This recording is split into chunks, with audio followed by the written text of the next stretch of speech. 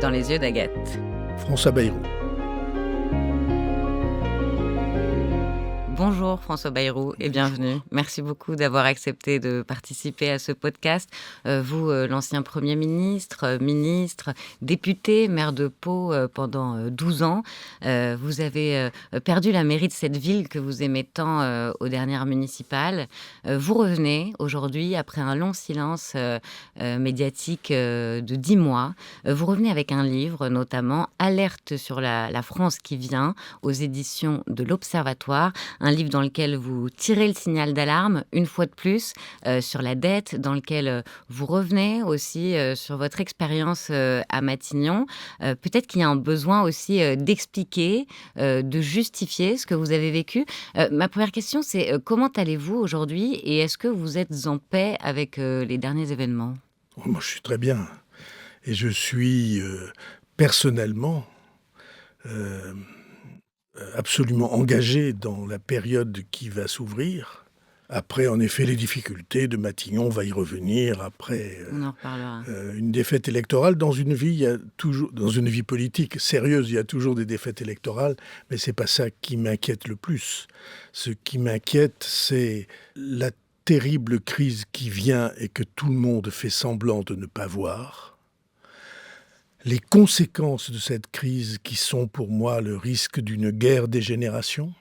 La crise de la dette, donc. Avec les plus jeunes qui diront à ceux qui ont assumé les responsabilités sans rien dire. Mais pourquoi avez-vous eu cette irresponsabilité de nous laisser un monde dans lequel nous, les jeunes, on va avoir beaucoup de mal à trouver notre place. On va devoir assumer la charge de tout ça. Et en effet, dans lequel je raconte ce que nous avons fait pendant 9 mois à Matignon, avec mon gouvernement, avec des résultats comme il n'y en a pas eu depuis très longtemps, on en parlera. Oui, on va en reparler, mais sur la dette, votre livre est très pédagogique parce que c'est assez imagé, c'est très concret, on comprend bien les enjeux et ce que l'on perçoit aussi, je ne sais pas si c'est de l'amertume, mais il y a à minima une grosse colère. Vous avez des mots très durs contre la classe politique, inconséquente selon vous. Vous parlez notamment, il y a une phrase qui m'a marquée, vous parlez du complot des sachants et des puissants contre les faibles aveuglés. Vous parlez aussi de guerre de couloir. C'est moche la politique à vous lire, c'est Vous ça le la savez très bien. réalité. Non, la politique, c'est formidable, parce que ça permet de se battre pour quelque chose qui vous dépasse. Et 2, dans le détail de la vie de tous les jours, spécialement dans les périodes les plus tendues, alors c'est pas très agréable à vivre et c'est pas très beau. Mais précisément, si on est engagé, comme je le suis, et comme un certain nombre d'autres le sont, c'est précisément pour changer tout ça. Vous avez dit quelque chose qui mérite d'être rappelé à l'égard de ce livre. C'est que, je crois, jamais aucun livre n'a expliqué pour le grand public comment tout ça était arrivé. Et personne n'a jamais expliqué jusqu'à maintenant, jusqu'à ce que j'ai essayé de le faire à Matignon, quelles sont les conséquences directes aujourd'hui. Parce que un très grand nombre de Français commencent à se dire qu'il y a un problème depuis que j'ai lancé cette campagne d'explication et de Oui, mobilisation. vous voyez comme un lanceur d'alerte qui a un peu ouvert les yeux des Français sur ce sujet. Puisque depuis que j'ai lancé cette campagne d'information, de mobilisation sur le sujet. Mais les Français qui commencent à... Je sais très bien ce qu'ils se disent. Ils se disent, mais oui, c'est un problème. Oui, on voit bien que ça ne va pas pouvoir durer. Mais c'est pour longtemps, dans un jour ça viendra. Un jour, on va devoir rembourser. C'est pas du tout ça. La dette, c'est pas dans longtemps, c'est pas un jour, c'est aujourd'hui. L'année prochaine, la totalité de l'impôt sur le revenu des Français, la totalité du prélèvement du trésor public sur le revenu ne suffira pas à payer les intérêts de la dette de l'année.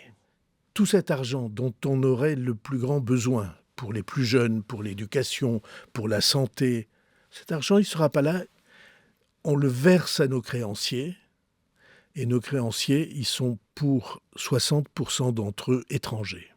Au fond, la part de richesse supplémentaire qu'ils créent chaque année, elle est détournée vers nos créanciers étrangers. Qu'est-ce que c'est la dette ? C'est l'accumulation de nos déficits. Ça fait plus de 50 ans qu'on n'a pas voté un budget en équilibre en France. Et depuis ces 50 ans-là, on n'a jamais remboursé 1 euro de la dette. Vous voyez, on rembourse les intérêts de la dette. On est obligé maintenant d'assumer, de payer à nos créanciers chaque année les intérêts de la dette. Mais le capital de la dette, le montant de la dette, il ne rétrécit pas. Il continue à augmenter chaque année. Et c'est pourquoi vous voyez bien à quel point ça ressemble au surendettement dans une famille. C'est pourquoi je suis monté inlassablement à la tribune de l'Assemblée pour dire « ça, nous ne pouvons pas l'ignorer. Nous ne pouvons pas laisser les générations au travail et les générations qui viennent devant cet immense défi que nous avons laissé se constituer. » Et François Bayrou, on comprend que vous considérez aujourd'hui que la classe politique est assez médiocre, au mieux peut-être, en tout cas clairement pas consciente de ces enjeux. On va y revenir, mais d'abord, pour ce podcast, je me suis posé des questions. Je vous le cache pas, parce que c'est pas évident de discuter d'une vie et d'un parcours riche en peu de temps, parce qu'on n'a malheureusement pas une semaine devant nous. Mais je voudrais qu'on aille à l'essentiel. Et l'essentiel, là où tout commence, c'est l'enfance. Et vous dites dans ce livre, je suis née dans l'univers de ceux qui n'ont rien, qui travaillent tous les jours de leur vie sans argent, sans gagner d'argent. Vous avez depuis connu le pouvoir, une vie où l'argent n'est pas un problème. Est-ce qu'il y a toujours une part de vous qui appartiendra à cet univers de ceux qui n'ont rien ? Oui. Oui. Je suis fait comme ça. Et qu'est-ce que ça, concrètement, qu'est-ce que ça fait ? Encore aujourd'hui, parfois, vous pouvez avoir l'impression de manquer. Oui.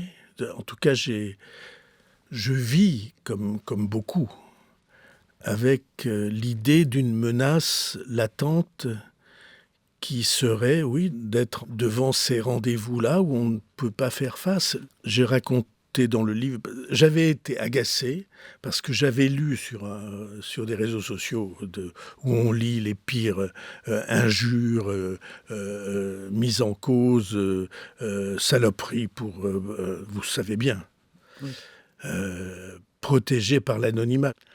J'avais lu une jeune femme, ça m'avait d'autant plus frappé que c'était une jeune femme, qui disait « oui, c'est tellement facile quand on est né avec une cuillère d'argent dans la bouche ou quand on est né chez les riches ». Et ça m'avait agacé parce que notre enfance, l'enfance de ma sœur, la mienne, c'était un univers dans lequel il n'y avait pas un sou. Nous étions paysans sur 10 hectares. Je ne sais pas si vous voyez ce que c'est une propriété de 10 hectares. Toute la famille vivait là-dessus. Et la propriété et la maison étaient dans l'indivision familiale depuis 2 générations. Et je vois très bien, pour ma mère, le fait de n'être pas chez elle, le fait que la maison ne leur appartenait pas. Quoi, c'était un sentiment d'insécurité. Et le fait que les champs ne leur appartenaient pas. Pour elle, c'était, j'ai compris après coup, et c'était sans doute une explication des disputes qu'il y avait avec mon père, comme ça arrive souvent. Mais là, c'était récurrent parce que je pense que pour elle, c'était impossible à supporter. Si je peux vous faire une confidence, j'ai la gorge un peu serrée, pardon, en parlant de ça. Ma mère, elle a eu une vie incroyable. D'abord, elle s'est mariée tard, et mon père encore plus tard. Ma mère, quand elle s'est mariée, elle avait 32 ans. À l'époque, on était vieille fille à 25 ans, vous savez ça. Et tout le monde lui dit, il faut te marier. Et à mon père, tout le monde lui dit, il a presque 40 ans, puis il a 40 ans, puis 41 ans, 42 ans. Tout le monde lui dit, il faut te marier. Et il ne trouve pas, enfin, les gens qu'on leur présente leur plaisent pas. Et on finira par les faire se rencontrer, et là, ça marche. Mais tellement tard dans leur vie. Et donc, vous voyez cette jeune femme qui se retrouve dans une maison qui n'est pas à elle, et où on gagne rien. J'ai retrouvé, je pourrais vous montrer, le carnet de compte de mon père quand j'ai 10 ans. Et dans toute l'année, il a en tout et pour tout eu comme chiffre d'affaires, pas comme bénéfice, comme chiffre d'affaires, quelque chose comme 9 000 francs de l'époque. Ça veut dire 1 500 € pour toute l'année. Et comment ça se concrétisait quand vous étiez enfant? Est-ce que vous ressentiez le manque, vous ne pouviez pas avoir tout ce que vous vouliez ou... Non, je m'en fichais de ça. On ne voulait pas, on n'imagine pas, c'est pour ça, c'est dans le village d'où je viens, où j'habite toujours, les routes n'étaient pas goudronnées. Il n'y avait que la route nationale, départementale en tout cas, qui était goudronnée. Les autres routes du village, c'était terre battue et cailloux. Alors, non, j'avais aucun désir de biens matériels. C'est pas né quand vous étiez enfant. Il y a quelque chose... Mais je ressentais, c'est sur ça que vous m'interrogiez, je ressentais très bien le risque du manque. Vous parliez de votre mère qui a une vie, un destin très particulier. Votre père aussi est mort dans un accident Du travail. Il est tombé d'une charrette, c'est ça, quand vous aviez 22 ans. Et vous dites que vous avez eu la rage que cet homme qui gagnait à être connu, qui lisait, parte de cette façon. En tout cas, vous avez eu la rage. Est-ce que vous avez toujours la rage? Oui. Oui. Je m'arrête une seconde sur le destin de mon père, puisque vous l'évoquez. Il était paysan. Son frère était polytechnicien. Sa sœur était médecin. Et donc, il y avait... et il avait un autre frère qui, lui, était dans la mécanique. Et mon père, c'était quelqu'un qui lisait à la maison. On lisait tout le temps. Vous lisiez même à table? Je ne sais pas d'où vous avez appris ça, mais c'est la vérité. Normalement, à table, on se tient bien. C'est la vérité, et encore vrai. On était à la table de famille, et chacun, mon père, ma mère, ma sœur et moi, on avait un livre. On lisait en mangeant. Et ça me dure encore, en vérité. Je ne suis jamais aussi heureux que quand je rentre le soir tard et que je dois dîner tout seul, souvent. Ma femme est couchée, ou bien je suis à Paris et je suis tout seul. Et je lis en mangeant. Vous voyez les traces de l'enfance, la marque que l'enfance laisse sur ces êtres en formation et qui tout d'un coup sont... Quelque chose est marqué qui ne sera plus jamais effacé. Je suis toujours fasciné par ça. Quand vous avez 7 ans, vous devenez bègue, ou vous êtes pris d'un bégaiement. Est-ce qu'il y a un événement qui déclenche cela, ou est-ce que vous... Sans doute, mais il faudrait une psychanalyse et je ne la ferai pas avec vous, Agathe. Donc vous ne savez pas quelle est l'origine de... J'ai quelques idées, mais je n'en parle pas, c'est pour moi. Ça reste pour vous. Est-ce que ça a été difficile? Oui. J'ai entendu ou j'ai lu que on vous avait donné un surnom. Je ne sais pas si vous vous en rappelez. Ça vous ennuie que j'en parle ou pas? Non, pas du tout. On vous surnommait Shek, comme Shakespeare. Est-ce que vous avez été harcelé, ou est-ce que vous avez beaucoup souffert de ça? La question du harcèlement. Vous savez, je suis pas très indulgent avec les émissions de dérision. Parce que je les connais très bien. C'est les harceleurs de cours de récréation. Et naturellement, comment vous voulez être un petit garçon, en avance scolairement, donc plus petit que les autres, bègue, habillé pas comme les gens du chef-lieu sont habillés. Comment voulez-vous ne pas être harcelé? Et vous disiez, est-ce que vous avez la rage? Oui. Aussi pour ça. Et ça ne s'est jamais effacé. Et donc, dans ma vie, j'ai été professeur, j'ai adoré l'être et j'ai adoré les élèves. Et j'ai adoré d'en prendre par la main et de les porter à des destins qui ne seraient pas les leurs. Et ils savent bien, il y en a plein. Vous étiez Et bête c'est quand pour vous étiez ça. enfant et vous avez ensuite donné des cours. C'est quand même un destin. Vous avez surmonté ce Oui, handicap. surmonter. On surmonte jamais. Vous resterez toujours un enfant J'ai bègue. écrit la préface au livre d'un garçon qui était responsable de l'audiovisuel, d'ailleurs responsable de France 3, je crois. Il a écrit un livre sur le bégaiement. J'ai écrit la préface de ce livre. J'ai essayé de dire en quelques pages ce que c'est comme histoire. J'avais tous les mots dans la tête. J'avais tous les discours. Shakespeare, c'était en effet un de ses surnoms qui disait ça. Mais il y en avait d'autres. Quand j'étais à l'école primaire, il m'avait trouvé, ou elle m'avait trouvé, c'était une école primaire mixte, publique, et les filles m'appelaient l'orateur.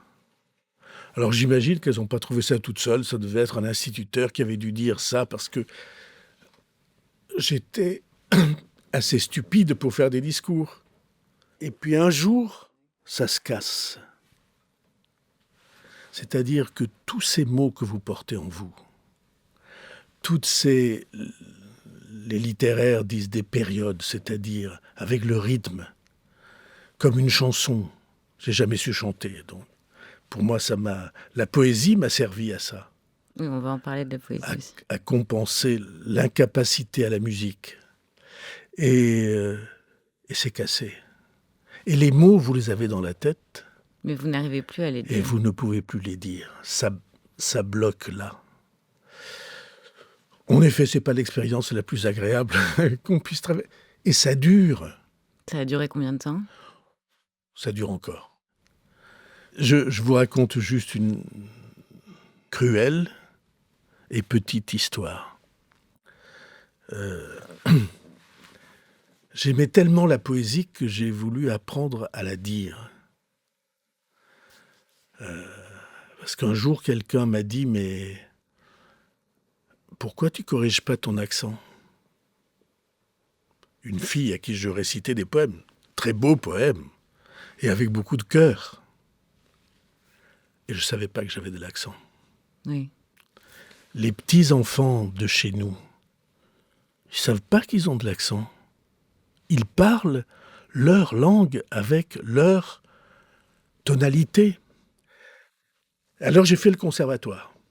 J'ai un prix du conservatoire. Je suis allé frapper à la porte du conservatoire.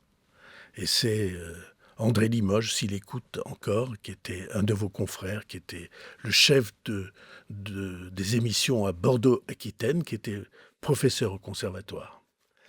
Et il m'a dit, vous savez, vous arrivez trop tard, les recrutements sont faits, mais enfin, montez sur la scène et dites-moi un poème. Alors j'ai dit, je m'en souviens encore, La fileuse de Paul Valéry. Il m'a dit, bon, je vous prends quand même. Et j'ai fait le cycle du conservatoire avec quelqu'un que vous connaissez qui s'appelle Catherine Laborde, Oui. et sa sœur Françoise Laborde. On a fait ça ensemble. Catherine et moi, on était en hypocaille ensemble et au conservatoire. Et un jour, Monsieur Limoges, qu'on appelait maître, parce qu'à l'époque, les professeurs du conservatoire, on les appelait maîtres, il m'a dit, écoute, on va traiter cette question du bégaiement. Et il a téléphoné à un grand psychanalyste,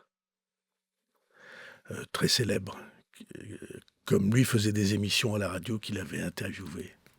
Et il m'a donné l'écouteur. Et j'ai entendu le psychanalyste lui dire, il lui raconte mon bégaiement qui était assez lourd, et le psychanalyste lui dit quel âge a-t-il ? Et il dit, je sais pas, il a 20 ans ou 21 ans. Il dit, c'est foutu. Il y a 3 choses qu'il ne pourra pas faire. Il ne pourra pas faire de l'enseignement, il ne pourra pas faire de la radio, et il ne pourra pas faire de la politique. Il a raccroché. Et j'ai dit, c'est très bien, je vais faire les 3. C'est exactement ça que vous avez fait. C'est incroyable, parce que moi, je suis de ceux qui croient que la vie est pleine de signes. Hein ? Vous savez, Baudelaire, qui dit « La nature est un temple où de vivants piliers laissent parfois sortir de confuses paroles. L'homme y passe au travers de forêts de symboles qui l'observent avec des regards familiers. » Et je trouve que tout au long de la vie, en tout cas pour moi, il y a toujours eu des signes comme ça. Alors ce que j'explique dans cette préface, qui est pour moi un texte assez significatif et même, je crois, assez joli. Très souvent, des garçons bèguent, car c'est 90% des garçons. Ce sont des garçons, oui. Les filles, elles font de l'anorexie. Et les garçons, ils sont bègues. Il y a un parallèle qui est fait entre l'anorexie et... moi, je crois que oui, bègues. mais bon, je vous expliquerai ça une autre fois. Parce que j'ai eu à rencontrer l'anorexie. Et vous avez une fille qui a chez mes enfants, et c'est pas très facile non plus. Mais quand on en sort, c'est formidable. Et donc, les garçons, ils me disent, comment on fait ? Qui dois-je voir ? Et ils sont paralysés par ce handicap-là, qui est si totalement injuste. Parce qu'en vérité, c'est pas une difficulté physique. Si ça bloque, c'est pas que les articulations bloquent ou que les muscles bloquent, pas du tout. C'est dans la tête. C'est l'inconscient qui bloque. Donc il n'y a pas d'exercice à faire ? Et donc je crois que j'aurais aimé m'occuper de tout ça, mais on n'a qu'une vie, comme on dit. Et je dis dans cette préface, l'enjeu, c'est de se réconcilier avec l'enfant qui est en vous et qui bloque. Et la clé est là, selon vous ? Et pour moi, la clé est là. Et donc, et l'enfant, il ne s'en va jamais, bien sûr. Il est toujours là. Simplement, il faut être réconcilié avec lui et gentil avec lui.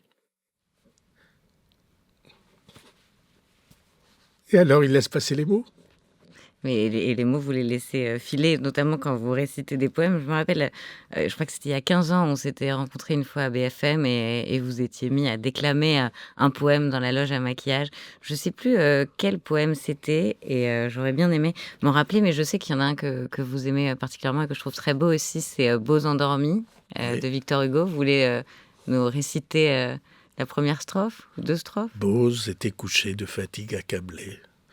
Il avait tout le jour travaillé dans son air, puis avait fait son lit à sa place ordinaire. Bose dormait auprès des boisseaux pleins de blé. La première strophe de Bose endormi. Mais je le sais en entier. Hein. Oui, il y a aussi la lueur dans les yeux du vieillard ou la flamme dans les yeux des jeunes. Les femmes regardaient Bose plus qu'un jeune homme, car le jeune homme est beau, mais le vieillard est grand. Le vieillard qui retourne à la source première entre aux jours éternels et sort des jours changeants. Et l'on voit de la flamme aux yeux des jeunes gens.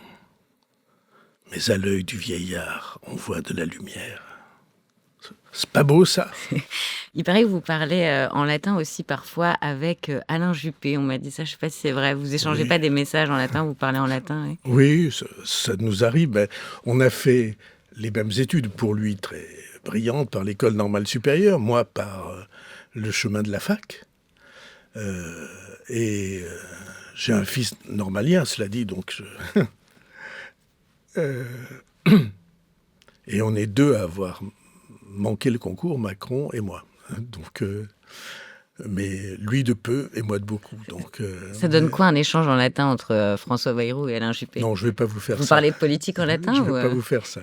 Mais il y a deux ou Pourquoi trois pas? autres personnes avec qui il m'arrive d'échanger en latin. Ah oui. Ouais. Bah, le président? Non, non, Pas non. le président. On parle pas latin à Emmanuel Macron. Peut-être, mais on n'a jamais fait ça.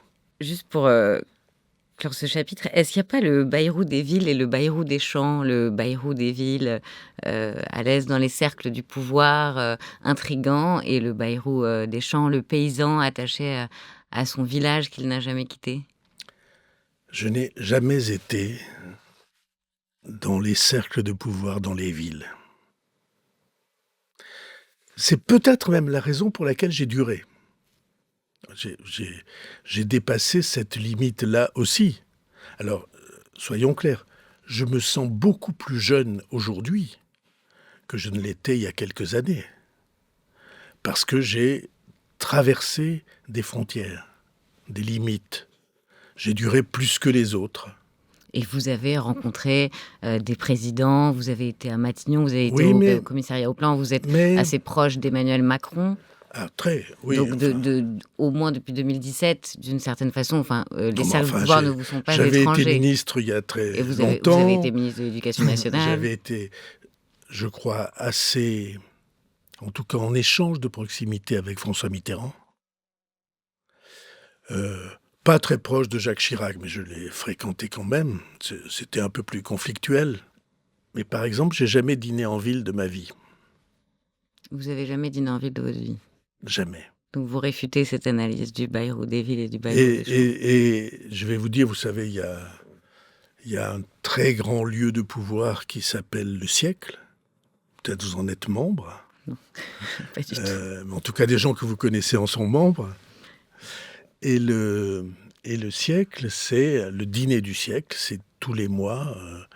Et la cooptation au dîner du siècle, c'est l'entrée dans un monde, c'est le Graal. Et il se trouve que le cercle était animé par quelqu'un qui est comme mon frère, qui s'appelle Jean-Claude Casanova, qui est un très grand professeur de sciences politiques, le successeur de Raymond Aron. Et donc, il y a 30 ans, 40 ans, il m'a fait élire au siècle. J'y suis allé une fois. Je suis sorti en disant « Jean-Claude, je ne viendrai plus jamais ». Il m'a dit « Mais pourquoi ?» Pour lui, vous vous rendez compte, d'une certaine manière, je niais sa vie. J'ai dit « Il y a une raison extrêmement simple que je peux vous dire encore aujourd'hui. Le siècle, c'est ceux qui sont in. Et moi, je suis out. C'est ceux qui regardent le pouvoir, la puissance, les relations comme légitimes. Et moi, il y a toujours eu en moi, vous l'avez souligné très bien au départ, il y a toujours eu en moi ce regard de contestation, de la légitimité. J'ai été collé, et ça c'est depuis ma plus grande enfance, ma plus petite enfance. Vous êtes un rebelle au fond. J'ai été collé des dizaines de fois au lycée. Vous n'étiez pas un super bon élève parce qu'on pourrait le penser. Vous avez ensuite pas été trop agrégé. Mauvais, mais je ne faisais rien. Je lisais, je passais ma vie à lire. J'ai été collé des dizaines de fois. Pourquoi ? Parce que, disaient les profs, j'avais le regard insolent. Et c'était totalement injuste, parce que j'avais le regard insolent. Certaines fois, c'était vrai, mais d'autres fois, non. Simplement, mon regard traduisait quelque chose qui est absolument vrai et qui dure encore aujourd'hui. Et ceux qui me connaissent ou ont vécu avec moi le savent très bien. Je ne vois pas les galons. Je vois le mec qui a sous les galons. Tout ça, c'est pourquoi c'était habile de votre part de commencer par ça. Tout ça, c'est la même chose. C'est-à-dire l'idée que, au fond, ce que un très grand philosophe qui s'appelle Blaise Pascal appelle les grandeurs d'établissement, c'est-à-dire tout ce qui vous signale comme un grand homme. Les grandeurs d'établissement, c'est pas mon truc. Moi, ce que je regarde, et c'est normal si vous y réfléchissez, mon père était génial et pauvre et regardé de haut par tout le monde. Il n'avait aucun galon. Il n'avait aucun galon. Et c'est vrai que pour moi, ça ne s'est pas effacé, que tout ça, c'est vivant comme si c'était produit à l'instant. C'est le cas de chacun de nos plis de personnalité. Dans votre livre, il y a une place assez importante faite à l'affaire Betaram. Les sévices sexuels, les viols commis pendant des décennies dans cette école catholique. C'est une affaire qui vous a touché, vous, directement, et votre famille. Des épreuves, vous en avez vu d'autres, mais cette épreuve, l'affaire Betaram, c'est la plus dure épreuve de votre vie politique? Oui, mais pourquoi? Parce qu'elle est injuste. Parce que il y a deux affaires Betaram. Une affaire vraie, avec des sévices de brutalité pour des garçons. C'était un établissement pour des garçons qu'on voulait remettre sur les rails. Et un certain nombre d'attitudes qui étaient, il y a quelques décennies, habituelles, et puis qui sont devenues, dans cette affaire systémique, insupportables. Et moi, j'ai parlé à ces hommes-là, à ces hommes dans lesquels je voyais les petits garçons. Et leur désarroi était celui des petits garçons qu'ils avaient été.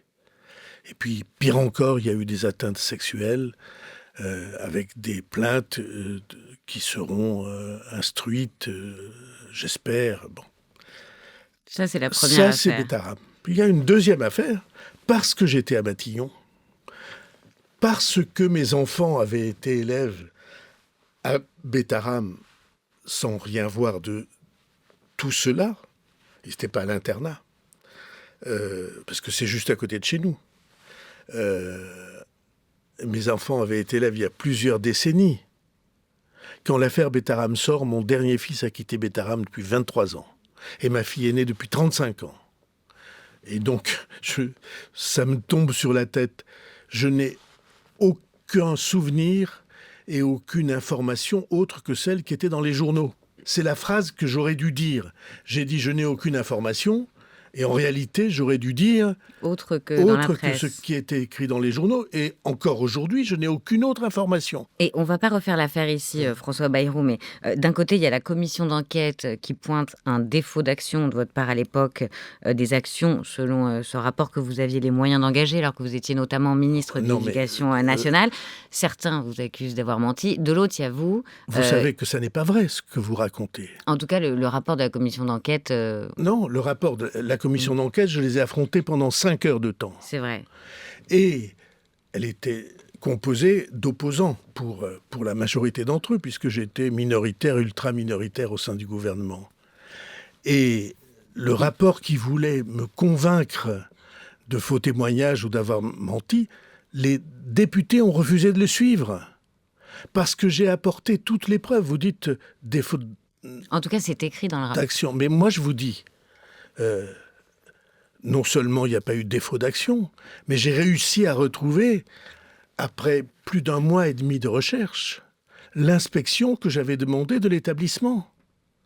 Et l'inspection, elle dit, il n'y a pas de problème dans cet établissement, au contraire. Mais c'était une inspection qui a été remise en cause aussi. Non, mais... ça, vous le savez. Non, c'est pas vrai. L'inspecteur qui l'a faite dit, il y a 30 ans, en fait, j'ai pas bien fait mon boulot. Ah. Donc, oui, c'est lui qui le dit. Oui. C'est lui qui le dit, c'est lui qui l'avait fait. Et donc les dizaines d'entretiens qu'il a eus, dont il rend compte, mais vous voyez à quel point cette deuxième affaire a été incroyablement blessante. Matin, midi et soir, vous, les journalistes, de la presse écrite, de la pièce audiovisuelle, de la radio, de la télé, on crée une situation dans laquelle Betaram savent porter mon nom. Comme si j'aurais pu laisser mes enfants élèves dans un établissement dont j'aurais su qu'il y avait des choses qui n'allaient pas. Mais tout ceci est terrifiant. Et j'ai apporté, il faut jamais laisser passer, j'ai apporté les preuves écrites que tout ça était faux. Et dans une confrontation qu'on peut regarder encore sur les réseaux, qui a duré 5 heures et demie avec, pas la commission, mais le rapporteur LFI de la commission, j'ai pu en 5 heures et demie leur faire baisser les yeux. Ils ont fini cette commission en regardant leurs chaussures. Vous dites que le moment venu, vous réglerez vos comptes? Non. Ça veut dire quoi? Non oui, j'ai ça. pu dire ça. Je sais très bien qu'il y a eu des gens qui s'en sont servis politiquement. Pour vous affaiblir, pour vous nuire. Oui, pour abattre celui qui était au pouvoir et pour le toucher dans le point le plus sensible, c'est-à-dire, en réalité, sa famille. Oui, parce qu'il y a l'une de vos filles, Hélène Perlan, qui a révélé qu'elle avait été victime, elle aussi, quand elle avait 14 ans. Non, mais elle n'était pas à Betaram. Elle n'était pas... C'était lors d'un camp. J'ai beaucoup d'admiration pour mes enfants. J'ai 6 enfants et les 6 méritent beaucoup d'admiration. Et Hélène, elle est extrêmement forte, capable, et elle a fait ce livre qui est très puissant, dont beaucoup de gens me parlent avec des larmes dans les yeux.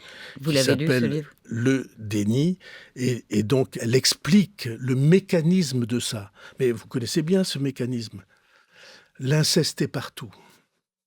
L'inceste a été dans tous les étages de la société. Et on connaît tous des gens qui ont rencontré l'inceste. Qui raconte ? Et ce qu'Hélène montre, qui est pour moi très juste, c'est pas seulement qu'on n'ose pas raconter, c'est qu'on n'ose pas voir. Mais elle vous l'a jamais dit, ça. Elle vous l'avait jamais dit. Jamais. Alors que c'est votre fille, que vous étiez... Mais elle l'avait dit à sa mère, qui ne l'a plus jamais mis dans ce genre de camp. Mais à moi, elle ne me l'avait pas raconté. Elle me l'a raconté quand l'affaire est sortie. Et je me souviens très bien de ce moment-là. Et pour moi, c'est une brûlure. Mais c'est pas la seule, et c'est pas le seul endroit, et c'est pas le seul sujet dans lequel le déni, le refus de voir, même pas le refus de parler. Les mères ou les grands-mères qui savent que dans leur famille, une petite fille ou un petit garçon est victime de ce genre d'ignominie, elles ne parlent pas. Et elles ne parlent pas parfois parce qu'elles n'osent pas parler, et parfois parce qu'elles n'osent pas voir. Et puis, permettez-moi de dire ça, il y a à Paris, le périscolaire, pire que le périscolaire, les ignominies qui se produisent dans les crèches. Dans les crèches, ça vous donne pas envie de boxer ? Moi, oui. Qui en parle ? Personne. On a parlé de Betaram parce que j'étais là. Mais les crèches, à Paris, et on va aller un tout petit peu plus loin. Vous vous souvenez qu'il m'est arrivé d'avoir sur ce sujet-là, des accrochages et des conflits à la télévision. Il y a eu des courants entiers dans la société française, et notamment dans la gauche française, qui ont justifié et apporté leur soutien à ce qu'ils appelaient la révélation de la sexualité aux enfants. Que les enfants avaient droit à ces expériences sexuelles. Et qui est monté contre? C'était moi. Vous comprenez pourquoi c'était un peu difficile à vivre? Vous parliez de vos enfants qui sont brillants, ils sont brillants, en tout cas ils ont des parcours brillants, un polytechnicien, un chercheur, un docteur, deux agrégés, une normalienne ou un normalien. Vous leur avez mis une pression de malade à vos Jamais. enfants? Jamais? Parce que c'est quand même... Jamais. Et leur mère non plus. Chez nous, il n'y a jamais eu de pression. Et je suis très en colère contre le système éducatif. J'ai été ministre. Il y a des choses, je vais dire des trucs qui vont me valoir des polémiques. J'ai été ministre de l'Éducation. Je suis très fier de ces 4 ans et un peu plus ministère de l'Éducation. J'avais rétabli l'enseignement du latin, l'enseignement du grec, le bac S, L, ES, c'était le bac que j'avais créé. Le niveau des élèves, quand j'ai quitté le ministère de l'Éducation, était près de 2 ans supérieur au niveau des élèves aujourd'hui. Et c'est le moment, quand je sors du ministère de l'Éducation, où les sondages récurrents faits sur la satisfaction des Français sur l'éducation sont le plus haut. Donc j'aurais jamais laissé faire Parcoursup. Je vais vous expliquer pourquoi. J'ai dit à la tribune de l'Assemblée, les enfants, c'est pas comme les poireaux, ça pousse pas tous à la même vitesse. Vous parliez de mes enfants. Je suis très fier d'eux, tous. Mais un de ceux qui ont réussi à s'imposer dans leur milieu professionnel, et la recherche et la médecine vétérinaire, quand il avait 10 ans, 11 ans, 14 ans, il était en rupture complète avec l'école. Il ne comprenait pas ce qu'on lui demandait de faire.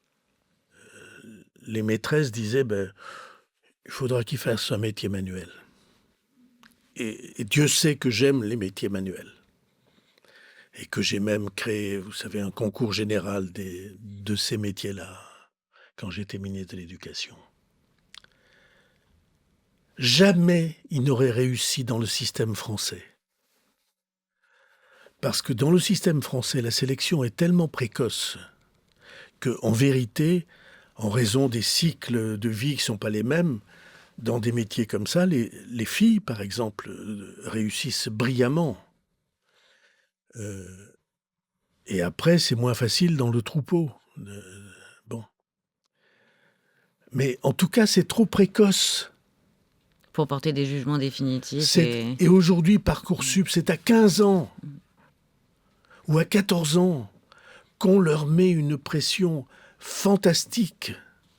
Et avant même les résultats du bac. À partir de la seconde, c'est Parcoursup qui guide tout ça. C'est n'importe quoi. Parce que il se trouve qu'il y a des enfants qui grandissent tôt. Il y a des tempéraments qui grandissent tôt. Et puis il y a des tempéraments, y compris physiologiques, dans lesquels l'intérêt, la passion, c'est autre chose. Il y en a qui regardent le sport, il y en a qui regardent les filles, ou symétriquement.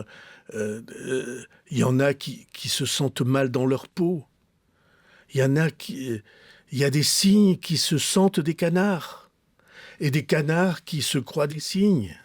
Fermez les portes. C'est pour ça que je déteste ce système. Mais à qui la faute alors, François Bayrou? Parce que qui a créé ce Parcoursup? C'est les gouvernements. Et j'estime les gens qui les ont créés, je les connais personnellement. Je leur ai dit, ils savent très bien ce que j'en pense. Et si j'étais resté à la tête du gouvernement, j'aurais essayé de changer tout ça. On n'est resté que 9 mois, donc. Mais vous vous rendez compte de l'injustice, parce que, en plus, derrière tout ça, il y a le mécanisme de maîtrise sociale. Pourquoi? Parce que il y a des familles dans lesquelles l'enfant qui a 14 ou 15 ans, on sait très bien quel parcours il va falloir suivre pour réussir plus tard les grands concours, on sait très bien. Chez moi, on ne savait rien de tout ça. Je ne savais pas que Hippocagne et Cagne, ça existait. Je ne savais pas que Sciences Po, ça existait. Et a fortiori, je ne savais pas que l'ENA existait. Je savais qu'il y avait un truc qui s'appelait l'agrégation. Quand même. Et ça, pour moi, le jour après la mort de mon père, quelques semaines après la mort de mon père, où j'ai été reçu à l'agrégation. Vous m'entraînez dans des confidences, hein, c'est pas bien. Oui, parce que vous avez eu effectivement l'agrégation juste après la mort de votre père. Le jour, donc je venais d'avoir 23 ans dans ces jours-là. Et je suis rentré de la proclamation des résultats. À cette époque, il y avait une proclamation des résultats. Et je sais encore qui était major du concours. J'étais reçu. Et en marchant sur les boulevards, après la proclamation des résultats, je sais encore quelles chaussures j'avais et comment j'étais habillé. J'avais devant les yeux ma notice nécrologique. François Bayrou, c'est comme ça qu'on annonce les morts. Hein. François Bayrou, il y avait écrit au-dessous « agrégé de l'université ». Et pourquoi c'était formidable ? Pourquoi c'était libérateur ? Avec toutes ces difficultés que nous évoquons ensemble. Pourquoi ? Parce que j'avais le sentiment que, quoi que ce soit, il n'y aurait personne dans cet univers de l'enseignement pour prétendre être plus légitime que moi. Vous comprenez ça ? Oui. Et vous comprenez ce parcours, ce que ça veut dire. Et c'est pourquoi je déteste, mais vraiment je suis en colère contre ceux qui verrouillent le destin des enfants. Parce que si vous ne faites pas la bonne formation, si vous ne correspondez pas aux moules qu'ils ont définis à l'avance, si vous venez d'ailleurs, d'autres quartiers, d'autres cultures, aucune chance de vous en sortir. Et si vous regardez, vous parliez tout à l'heure des milieux de pouvoir, si vous regardez les milieux de pouvoir et que vous voyez le caractère, la reproduction sociale, et je n'en veux pas du tout à ceux qui protègent leurs enfants, et j'en veux pas du tout aux enfants qui réussissent dans cette voie-là, parce qu'ils ont lu souvent plus de livres plus tôt, mais j'en veux qu'on empêche ceux qui viennent de loin et ceux qui viennent d'ailleurs d'accéder de réussir. Au même parcours. François Bayrou, vous avez évoqué l'anorexie. Juste, vous avez une fille donc, qui a fait de l'anorexie, qui a été hospitalisée. Vous avez raconté qu'un jour, vous aviez essayé de rentrer en contact avec elle alors que vous étiez Où est-ce que sur vous un avez plateau trouvé de télévision. C'est incroyable. Parce que c'est vrai, mais... Oui. Vous étiez sur un plateau de télévision et vous avez... Qu'est-ce que vous avez fait ? Enfin, est-ce que vous pouvez me raconter ? Parce que Elle était à l'hôpital. Vous savez que pour soigner l'anorexie, qui est une maladie, vous savez bien que Jacques Chirac a perdu une fille comme ça. Sa fille Laurence. Et beaucoup de gens, parce que c'est une maladie méchante. Mentale et méchante. Dans lequel on refuse de manger, on se donne la mort, en tout cas symboliquement. Et pour soigner cette maladie, les psychiatres interdisent tout lien, tout contact avec la famille. Il faut isoler l'enfant. Oui, en tout cas le couper de la famille parce que on soupçonne, j'imagine, les parents d'être à l'origine qu'il y a quelque chose dans le lien. Bon. Et elle s'en est sortie formidablement. Donc, merci encore au psychiatre. Je lui parle quelquefois 25 ans après qui a fait ça, qui a trouvé la clé. Ils ne trouvent pas tous la clé. Et ceux qui trouvent la clé pour certains ne la trouvent pas pour tous. Et vous avez essayé de rentrer en contact avec elle à ce moment-là. J'avais soudoyé une infirmière pour qu'elle dise à ma fille de regarder cette émission, qui était une émission, je crois, du dimanche à la mi-journée, quelque chose comme ça. C'était chez Paul Amar. Il s'en souvient sûrement pas. Et moi, je m'en souviens. Et donc, on a fait l'émission et j'ai commencé l'émission par une phrase qui, pour Paul Amar, il n'était pas au courant, qui, pour Paul Amar, devait être totalement sibylline. J'ai dit, écoute,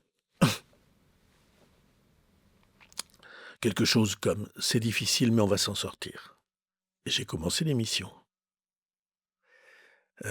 C'était parce que j'avais un besoin, je ne sais pas comment on peut dire, physiologique de lui parler.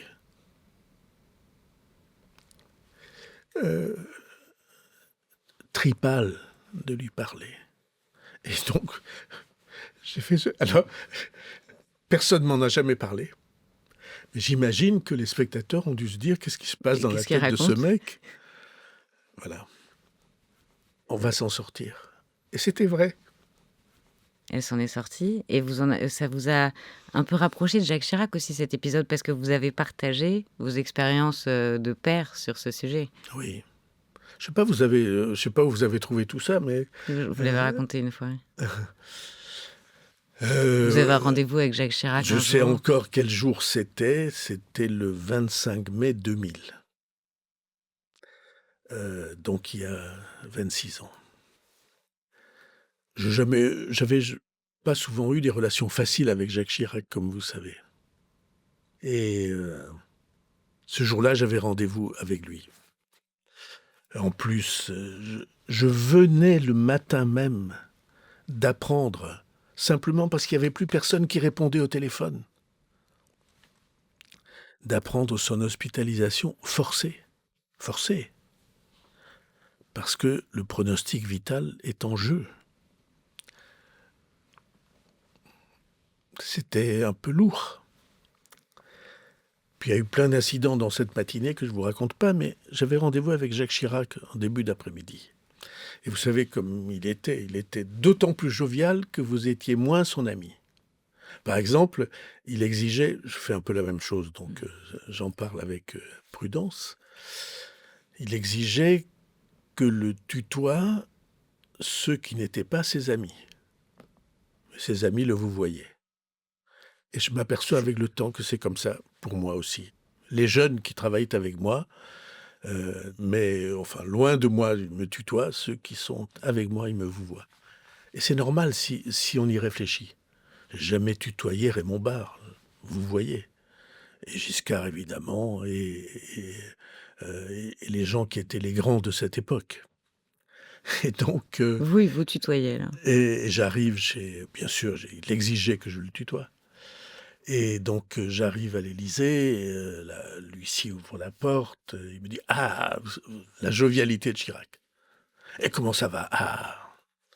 Et je lui dis « Ça va très mal. » Pourquoi je me souviens ? C'était le jour de mon anniversaire.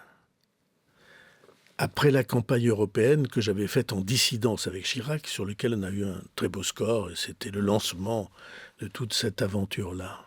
Il me dit « Pourquoi ça va mal ?» Et je lui raconte.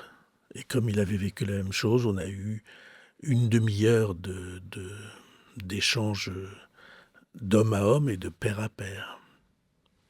J'ai jamais oublié cet échange. Et après, il avait bien vu qu'il m'avait touché. Et il me dit « Tu veux qu'on parle politique 5 minutes ?» Je dis « Oui ».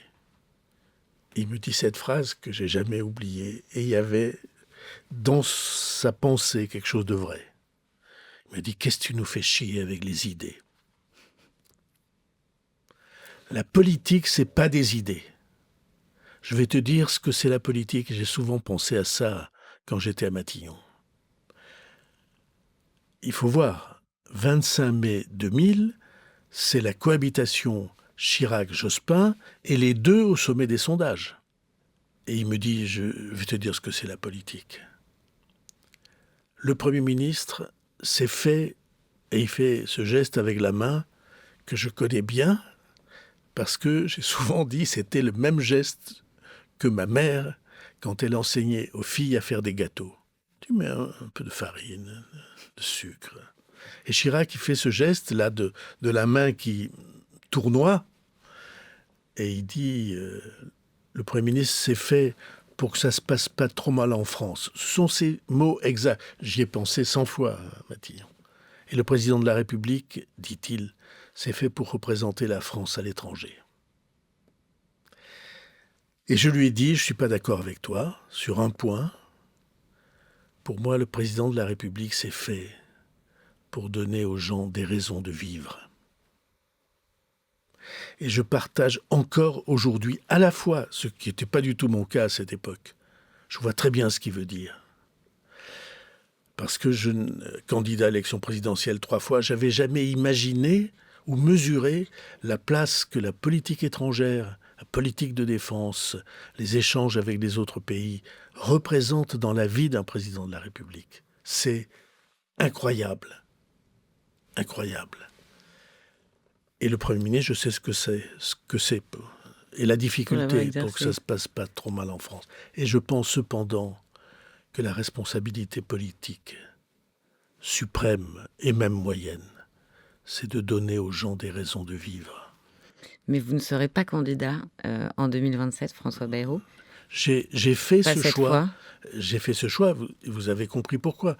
Je ne peux pas sortir ce livre qui dit alerte sur la France qui vient et être candidat en même temps, parce que les gens vont dire, il écrit pour lui. Lui aussi, il est adhérent de ce parti que j'ai appelé le TPMG. Tout pour ma gueule. Parce que quand vous êtes candidat à une élection, c'est terrible, vous ne vivez qu'avec les sondages. Votre entourage vous rapporte chaque jour, mais vous savez ce que c'est, vous les connaissez très bien, en disant là, t'as perdu 3 points, et puis demain matin, la Sofres ou l'IFOP, ou je sais pas quoi, l'IFOP maintenant, fait un terrain. Un terrain, ça veut dire une enquête. Qu'est-ce que tu pourrais dire aujourd'hui qui demain fasse bouger de 2 points Ça se passe comme ça. Et vous n'êtes plus vous-même. Vous ne parlez plus authentiquement, vous parlez utilitairement. Voilà. Alors, vous avez été le faiseur de roi en 2017. Vous pourriez l'être aussi. Peut-être en 2012 aussi. Peut-être en 2012 aussi, tout à fait. Vous avez soutenu François Hollande à l'époque, face à Nicolas Sarkozy. Donc, faiseur de roi en 2012 et en 2017, peut-être en 2027. Est-ce que vous voyez un candidat aujourd'hui que vous pourriez soutenir si j'en voyais, qu'il soit je vous déclaré le dirais ou pas. non, d'ailleurs. Oui, voilà. Ouais. J'ai quelques idées. Donc, mais pas déclaré. Mais je sais une chose précise, ou 2 ou 3 choses précises. C'est trop tôt pour savoir ce qui va se passer à l'élection présidentielle. Je vous rappelle, Emmanuel Macron a été candidat en novembre.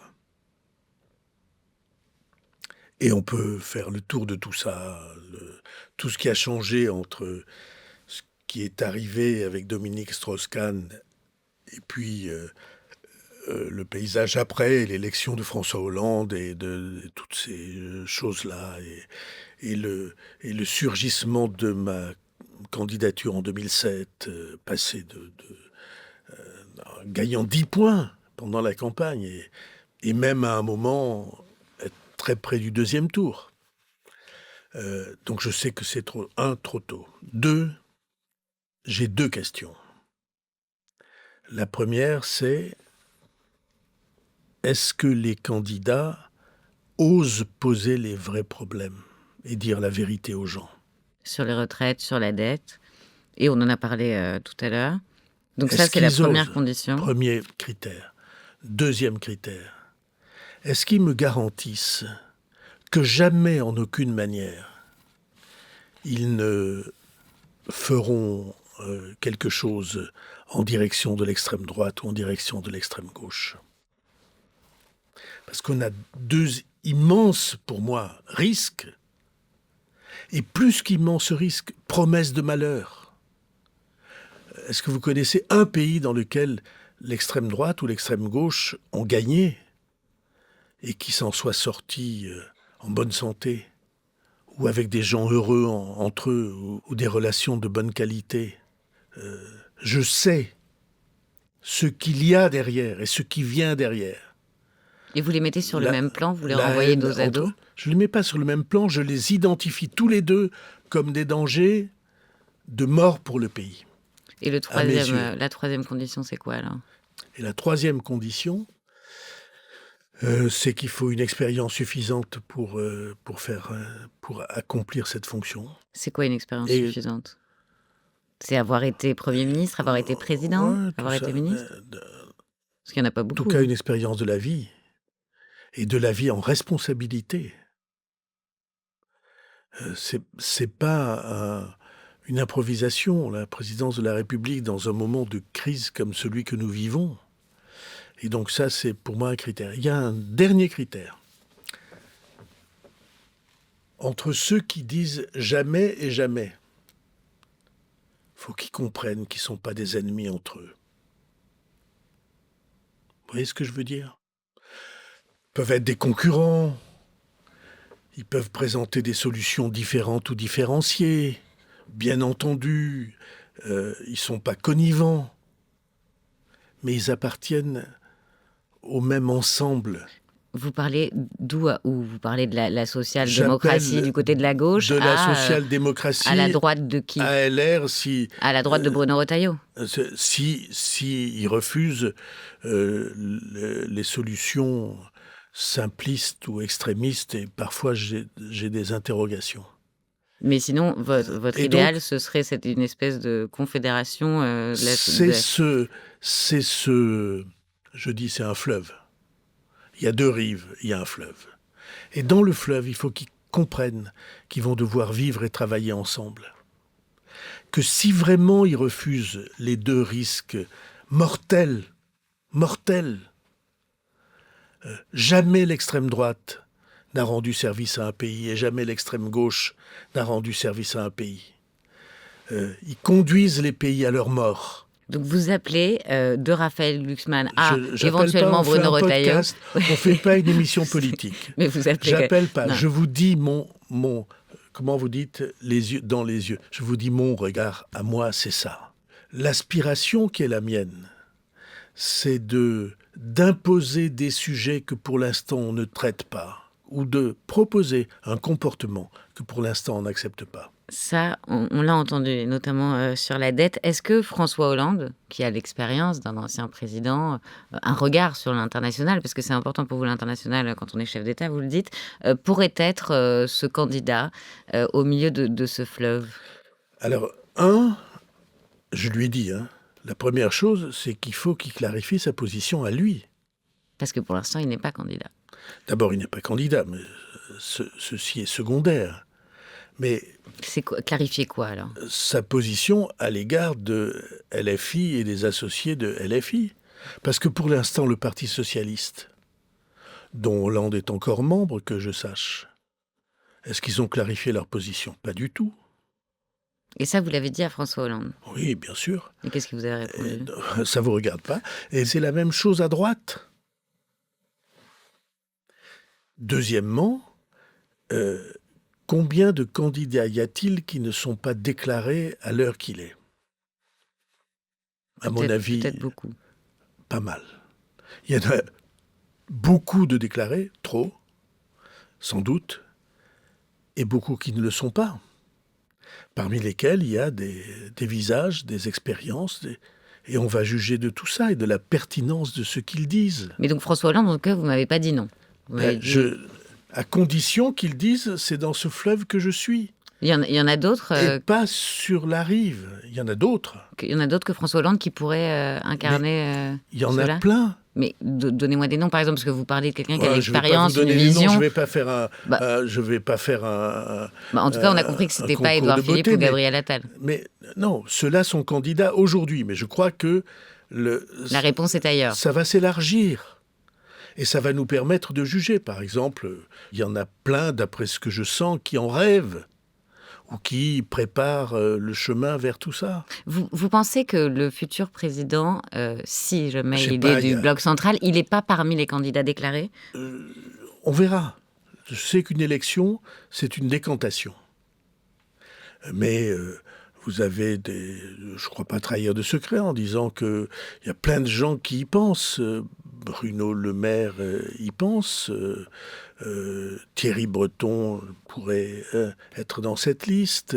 Le nombre de tous ceux qui sont là, je ne sais pas, est-ce que Wauquiez a renoncé tout à fait à son élection? Est-ce que Xavier Bertrand a renoncé à cette élection? Je ne crois pas. Est-ce que François Baroin a renoncé à tout ça? Bruno Le Maire, il ferait un bon candidat, selon vous? Non, mais Non, mais c'est juste pour avoir votre regard sur... je suis venu chez vous parce que ça n'était pas une émission d'interview politique habituelle. Mais tous ces politiques-là, vous les connaissez intimement. C'est comme Jean-Luc Mélenchon, vous l'avez connu. Il y a une période où vous discutiez ensemble. C'est intéressant aussi. Il y a des relations humaines derrière. Pour moi, je vous ai dit les critères. Est-ce que tu acceptes de regarder les problèmes et de les énoncer, pas de les fuir? Deuxièmement, est-ce que tu as l'expérience qu'il faut? Parce que diplomatie, armée, tout ça. Est-ce que tu as le caractère nécessaire pour résister à toutes les tempêtes et vagues qui viennent? Est-ce que tu es prêt à considérer que dans le fleuve, là, il n'y a pas d'ennemis? Eh ben, ça écrème. Ça prépare une décantation. Est-ce qu'en ce moment, vous vous sentez pas quand même plus proche d'un François Hollande ou d'un Raphaël Glucksmann ou d'un Bernard Cazeneuve que d'un Gabriel Attal ou Édouard Philippe? C'est un nom qui coche les cases de l'expérience et de la vision. Qui peut apparaître, oui. On verra. On essaiera de clarifier les critères. En tout cas, vous vous sentez plus proche d'eux que des héritiers officiels d'Emmanuel Macron. Enfin, c'est vous qui le dites, mais c'est pas ça la question. Je me sens plus proche de l'avenir et des problèmes qu'il pose. Je viens d'écrire un livre qui, me semble-t-il, maintenant c'est écrit. Personne ne pourra dire qu'on l'a pas vu.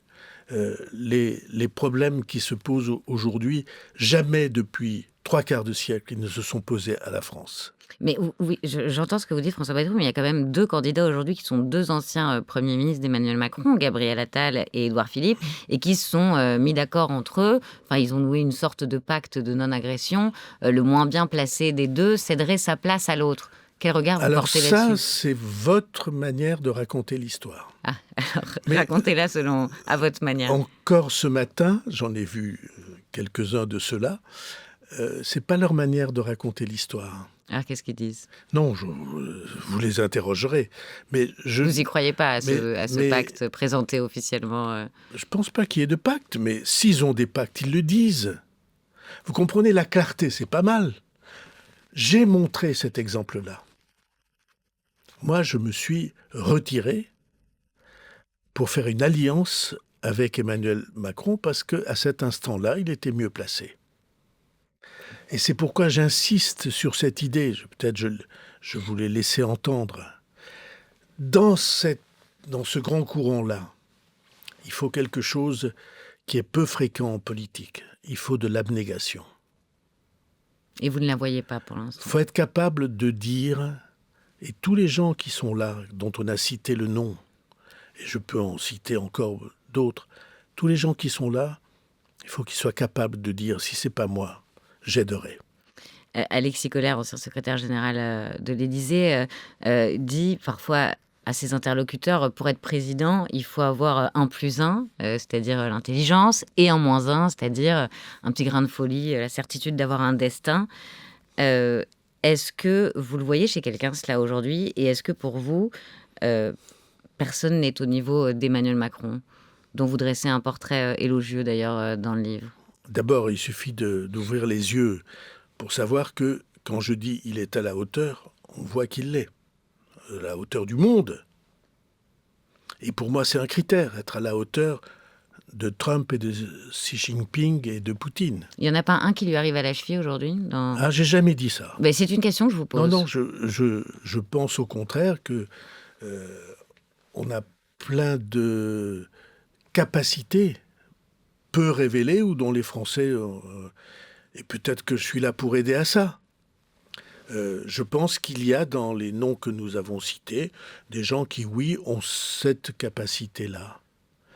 Et on va regarder dans la décantation des temps qui commencent, on va regarder ensemble qui parmi les candidats a cette capacité. Et qui alors? Et c'est pas seulement ça, ça compte beaucoup. Et moi je dirais, au moment venu, je dirais ce que je vois sur ces critères-là. Et vous vous engagerez, vous prendrez Oui, position. bien sûr. Vous savez, pas souvent arrivé que je ne m'engage que pas. vous ne le fassiez pas. Voilà. Certains ont attendu, mais Et donc, oui. Enfin, notamment en 2007, oui, mais justement parce qu'il ne correspondait pas aux critères. Ségolène Royal. Et donc, vous avez dit il, donc. Oui. Mais il y a encore autre chose. Qui, dans cela, va être capable de s'imposer par rapport aux autres? Parce que c'est pas seulement un caractère, c'est un tempérament aussi qu'il faut. Il y a quelque chose d'assez darwinien dans la politique. Un tout petit peu. Je suis pas très darwinien, mais je connais quelqu'un qui l'est, le président de la République. Je vois dans les yeux... Il faut avoir une envie qui est sans limite, en fait. Parce que c'est aussi là-dessus que ça se joue. Alors, moi qui y suis passé 3 fois, ça compte énormément. Mais aujourd'hui, pour moi, c'est secondaire par rapport au sens du devoir qu'on devrait avoir. Parce que la crise qui vient, personne n'en parle, on fait comme si tout allait bien. On fait comme, disent les Anglais, business as usual. On fait comme d'habitude. On va promettre des dépenses considérables, tout ça.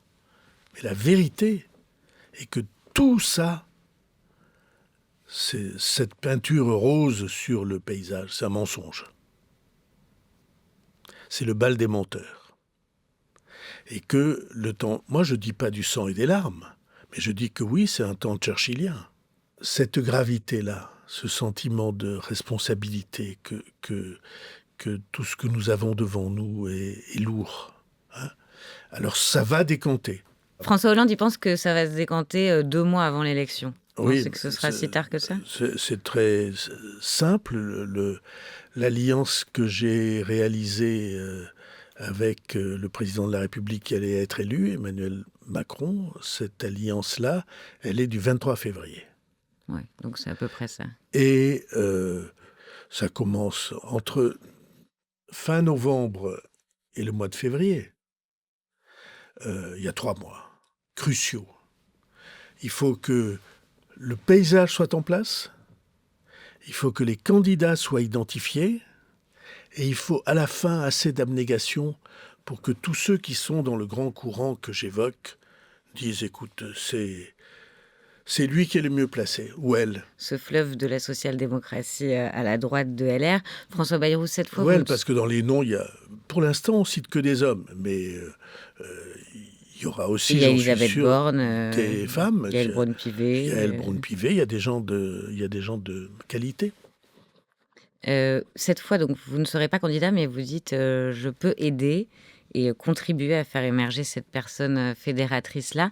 Est-ce que vous avez le sentiment d'avoir une mission ou est-ce que vous vous sentez en mission? Il y a quelque chose chez vous de l'ordre de la mission, j'ai l'impression. Oui, j'ai jamais quitté ce sentiment.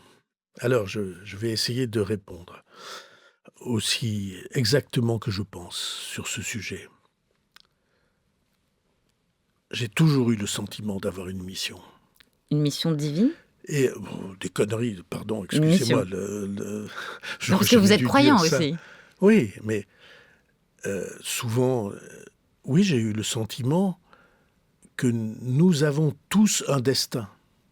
Je dis ça parce que il m'est arrivé d'être moqué sur cette idée que nous avons un destin, c'est-à-dire une responsabilité. Mais je dis la jeune femme qui élève 2 enfants toute seule dans la cité et qui peut pas sortir parce qu'elle n'a pas les sous pour le faire, et elle repasse en surveillant ses enfants, elle a un destin.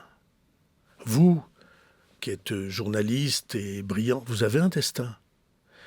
Et les politiques, ils ont un destin. Et moi, je me suis toujours senti, en effet, en mission. Mais est-ce que Dieu a quelque chose à voir avec cela? Portant une responsabilité. Est-ce que ça a à voir avec... qu'est-ce que vous dites Avec Dieu.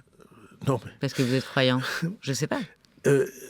Essayons de laisser Dieu où il est, c'est-à-dire vraiment très très haut. Je pense que nous ne sommes pas seuls à décider. Pardon de dire des choses comme ça.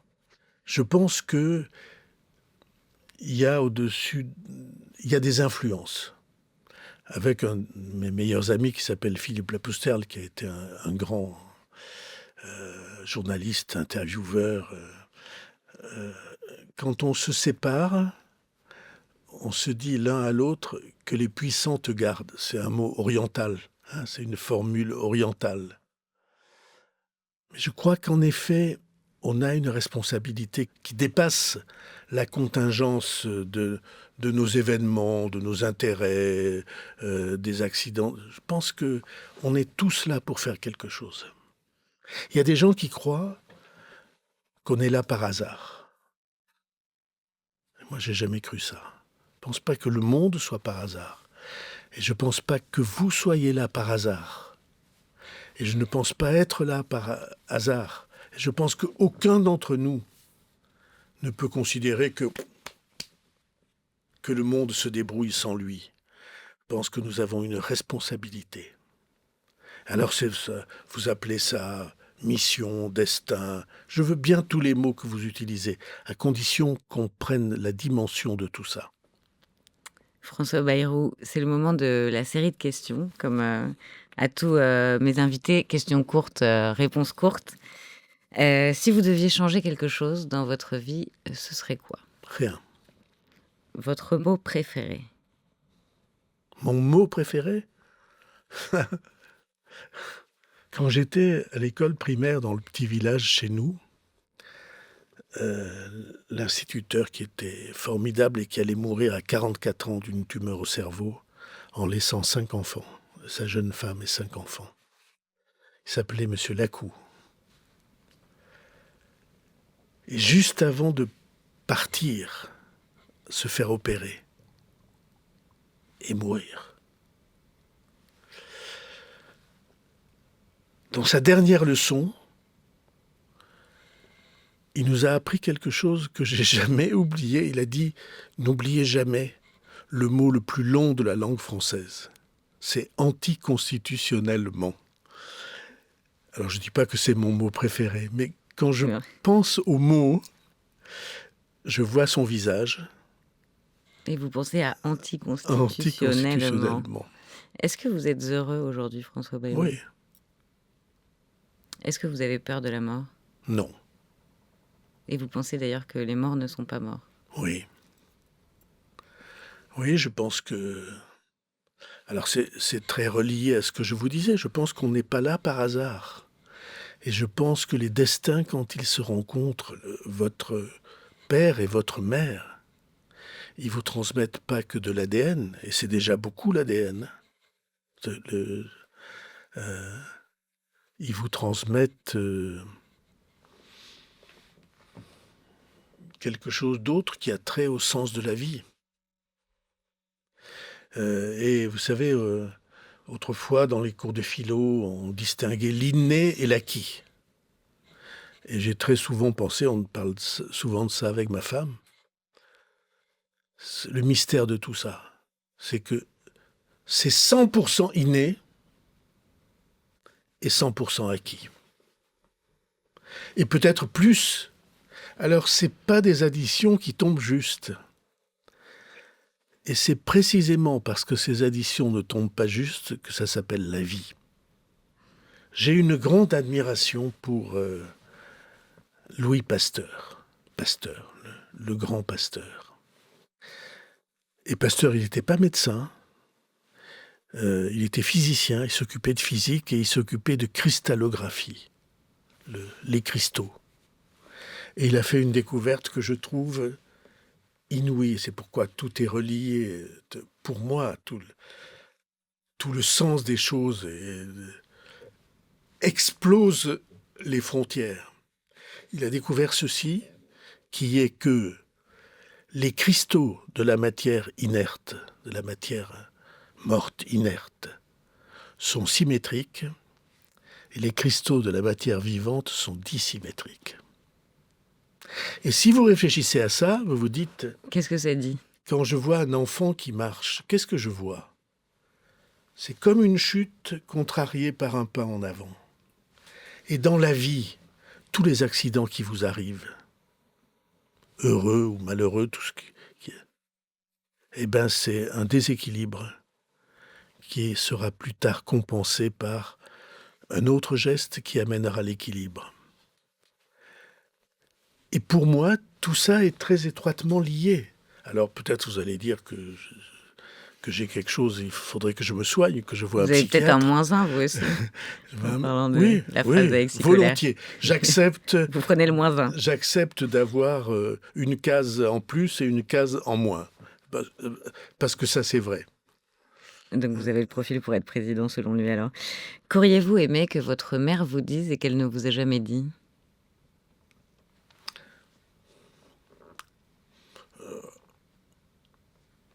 Les messages passent pas que par la parole. Tout ce qu'elle avait à me dire. Alors, c'est des temps où on ne parlait pas. C'est récent de parler en famille, de se dire qu'on s'aime. Vous n'auriez pas aimé qu'elle vous le dise? Si, j'aurais tout à fait. Mais aucun des messages d'amour, même pas en parole, n'a manqué. Je vais parler d'elle un peu parce qu'on parle souvent de mon père en 2 phrases. J'ai raconté ça le jour de ses obsèques. Elle était morte après 2 années très difficiles de malheur, de difficultés, de souffrances, d'Alzheimer, tous ces trucs-là. Et puis il y avait ses obsèques et j'ai raconté la petite fille qu'elle était. Et sa mère, à elle, lui disait tout le temps, il faut faire son devoir. En béarnais, Kekahalu Sudebe. Et le premier jour où elle est partie à l'école avec son petit cartable,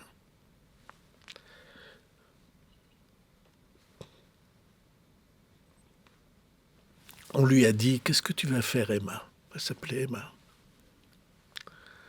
Et elle a dit, je m'en vais faire son devoir.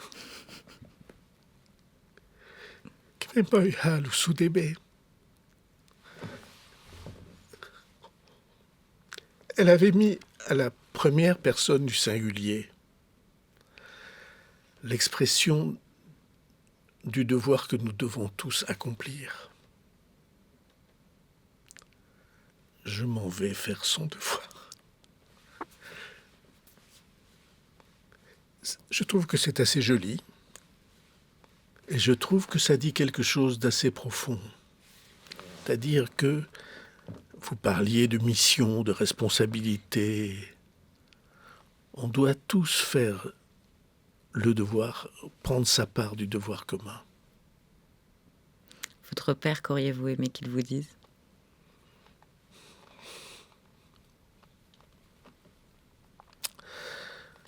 J'aurais aimé qu'il reste un peu plus longtemps pour... donc c'est ce moment-là, papa s'est tué le jour du deuil national de Pompidou. Et Babette ma femme est venue me chercher pour me dire qui s'était tué. C'était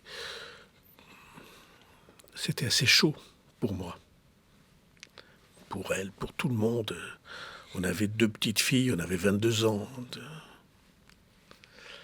Et je suis arrivé devant son corps. Il avait fallu rentrer de Bordeaux, déposer les enfants. Donc je suis arrivé, la nuit était là. Et donc je suis arrivé devant lui. Et ce qui m'est apparu si difficile à supporter.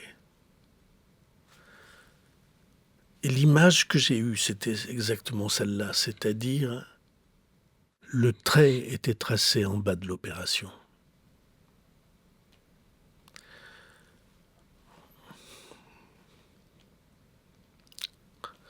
Je pense qu'il ne pouvait pas me dire plus de manière non verbale, comme ma mère. Mais moi, j'aurais pu lui dire plus.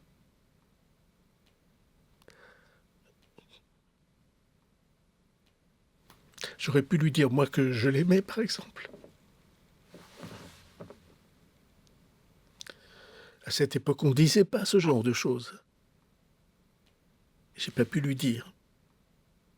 J'ai dit à ma mère, parce qu'elle est restée beaucoup plus longtemps, évidemment, jusqu'à la difficulté finale. Mais vous voyez, on dit toujours, qu'auriez-vous aimé que votre père vous dise? Et moi, je vous dis... Ce que vous auriez aimé lui dire. Que moi, j'aurais aimé lui dire. Merci beaucoup, François Bayrou. Merci beaucoup. Merci à vous.